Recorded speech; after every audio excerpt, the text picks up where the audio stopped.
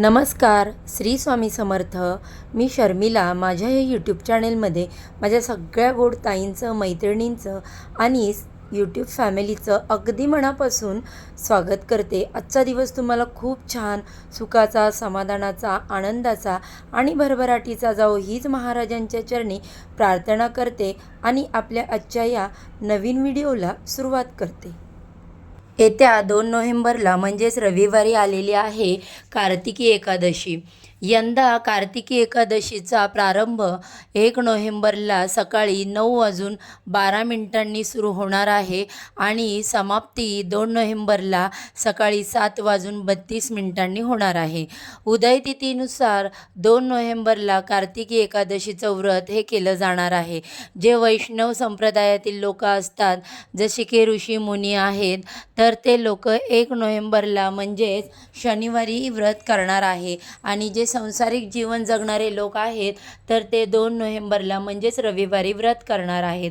कार्तिकी एकादशी ही वर्षातील सर्वात मोठी एकादशी असल्यामुळे या दिवशी आपल्या अनेक प्रभावी उपाय आणि सेवासुद्धा आपण करत असतो. तर आपल्याला ह्या सेवा आणि उपाय ज्या आहेत त्या शनिवारी किंवा रविवारी या दोन्ही दिवशी करू शकता.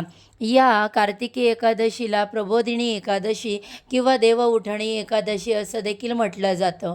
धार्मिक मान्यतेनुसार या दिवशी भगवान विष्णू त्यांच्या जवळपास 4 महिन्याच्या योगनिद्रेतून जागे होतात आणि या कार्तिक एकादशीपासून तुळशी विवाह आरंभ होतो, जो त्रिपुरारी पौर्णिमा म्हणजेच कार्तिक पौर्णिमेला संपतो आणि आषाढी एकादशीपासून जे काही शुभ कार्य, मंगल कार्य थांबलेली असतात तर ती कार्तिकी एकादशीपासून पुन्हा सुरू होतात.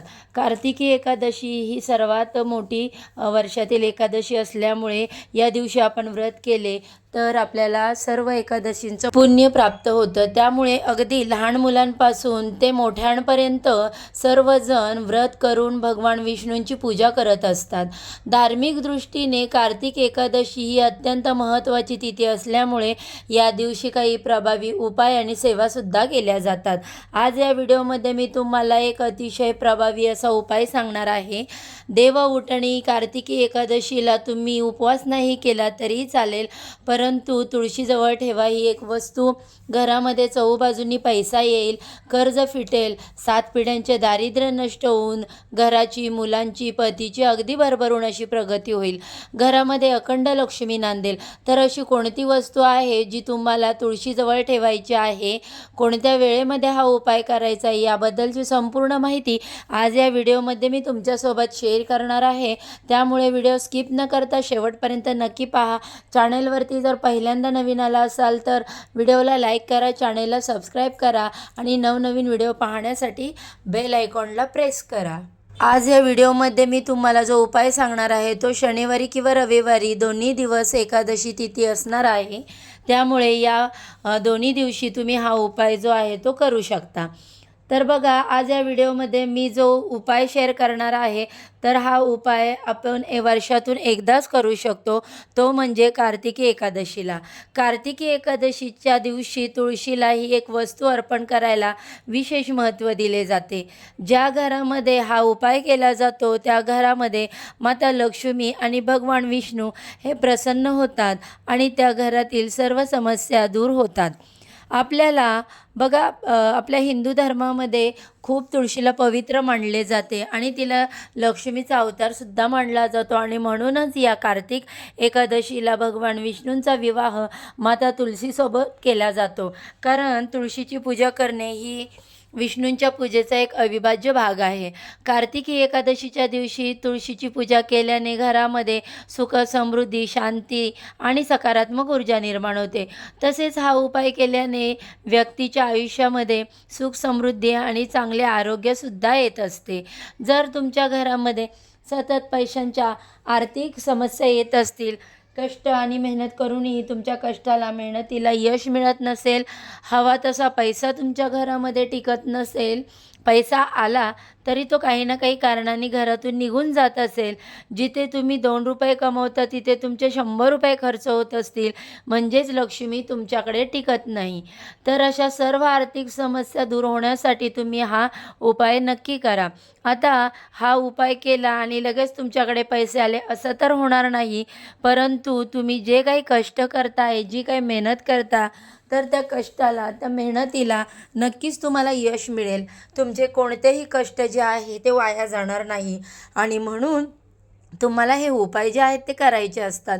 तुमच्या घरामध्ये सतत वादविवाद, क्लेश, भांडणं होत असतील, घरामध्ये आजारपण येत असेल किंवा घरामध्ये सदस्यांना कोणत्याच कामामध्ये यश मिळत नसेल, कोणतीच गोष्ट मनासारखी घडत नसेल, घरामध्ये कोणतंही शुभकार्य होत नसेल, निर्विघ्नपणे पार पडत नसेल, घरात सुख शांती समृद्धी टिकत नसेल, तर हा उपाय तुम्ही नक्की करा.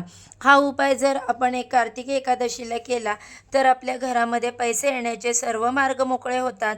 तसेच आपल्या घराची, मुलांची, पतीची भरभरून अशी प्रगती व्हायला सुरुवात होते. हा उपाय करण्यासाठी तुम्हाला या एकादशीच्या दिवशी सकाळी लवकर उठायचं आहे. अंघोळीच्या पाण्यामध्ये तुम्हाला गंगाजल आणि चिमूटभर हळद टाकायची आहे. यामुळे आपलं शरीर, मन, आत्मा पवित्र होतो आणि शुद्ध होतो. आणि स्वच्छ स्नान करून झाल्यानंतर आपल्या देवघरातील विधिवत पूजा करून घ्यायची आहे. देवघरामध्ये भगवान विष्णूंची मूर्ती असेल तर मूर्तीवरती शुद्ध पाण्याने पंचामृताने अभिषेक करायचा. अभिषेक करत असताना ओम नमो भगवते वासुदेवाय नमः या मंत्राचा जप करावा.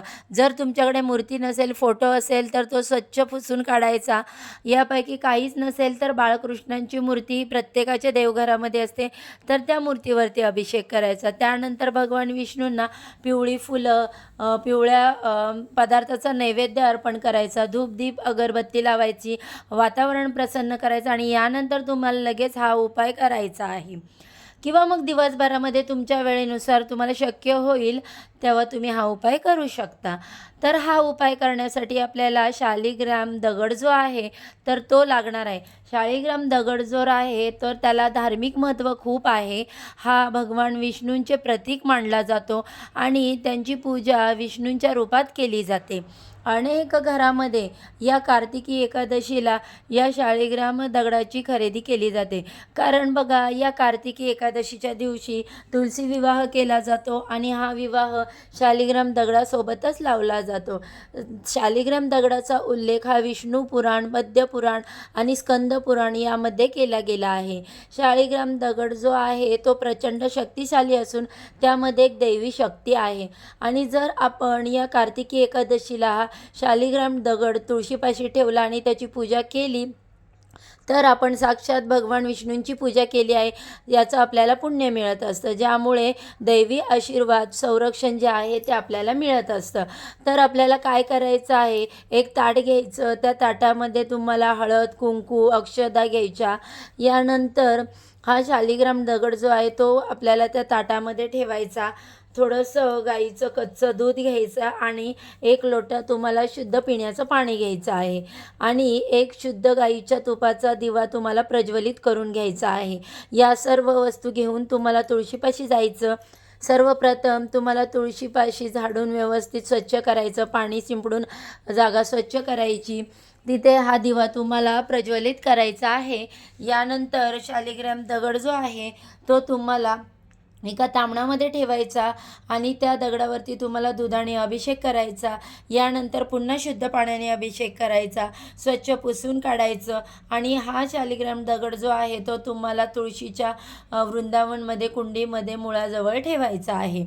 यानंतर तुळशीला हळद, कुंकू, अक्षदा, फुलं अर्पण करायची. शालिग्रामला सुद्धा तुम्हाला हळद, कुंकू, फुले अर्पण करायची. त्यानंतर धूप दीप अगरबत्ती ओवाळून घ्यायची आणि तिथेच बसून तुम्हाला 108 वेळा ओम नमो भगवते वासुदेवाय नमः या मंत्राचा जप करायचा आहे. 108 वेळा शक्य नसेल तर किमान 11 वेळा तरी तुम्हाला ह्या मंत्राचा जप करायचा. त्यानंतर तुम्हाला तुळशीला 11 प्रदक्षिणा करायचा आणि दोन्ही हात जोडून तुमच्या घरातील सर्व समस्या दूर होण्यासाठी, घरामध्ये सुख शांती समृद्धी नांदण्यासाठी माता तुलसीला, भगवान विष्णूंना प्रार्थना करायची आहे.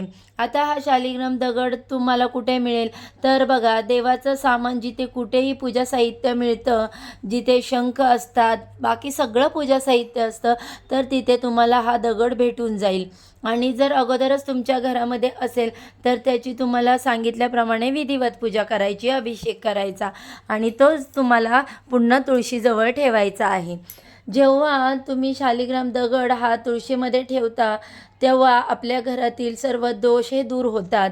आर्थिक अडचणी, आरोग्य समस्या, जीवनात येणारे जे अडचणी अडथळे आहेत ते दूर होतात. बघा, शालिग्राम दगडाची पवित्र स्पंदने भक्तांना नकारात्मक ज्या काही एनर्जी आहेत त्याच्यापासून संरक्षण देत असतात.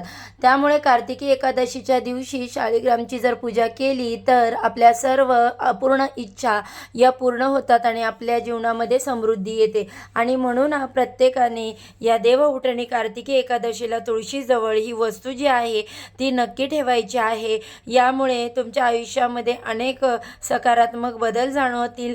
आणि बघा, काही दिवसांचं महत्त्व हे खूप जास्त असतं. आपल्या पूर्ण प्रगतीवरती या गोष्टी खूप परिणाम करत असतात. आणि कार्तिकी एकादशीला केलेले उपाय हे कधीच वाया जात नाही. त्या उपायांचं आपल्याला शीघ्र फळ प्राप्त होतं. म्हणून हा उपाय तुम्ही नक्की करा. तसेच जर तुमच्या घरामध्ये तुम्ही तुळशी विवाह करत असाल तर तुम्हाला या शालिग्राम दगडासोबतच करायचं आहे. ते खूप शुभ मानले जाते.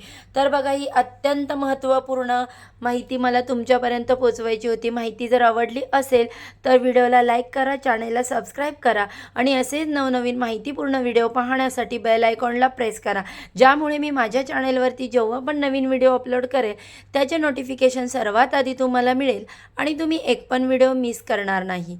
चला तर मग आजच्या व्हिडिओचा इथेच एंड करते. उद्या अशाच छानशा माहितीसोबत पुन्हा नव्याने भेटू. सर्वांना श्री स्वामी समर्थ. ओम नमो भगवते वासुदेवाय नमः.